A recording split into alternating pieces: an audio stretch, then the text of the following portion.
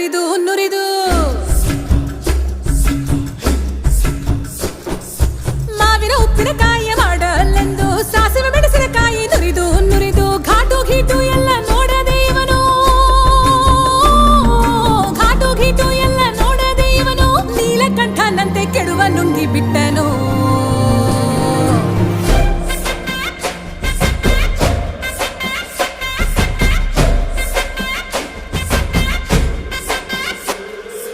ಅಂಜನಮ್ಮ ಮೆಂತ್ಯ ಕಾಳು ಜಜ್ಜಿ ಜಜ್ಜಿ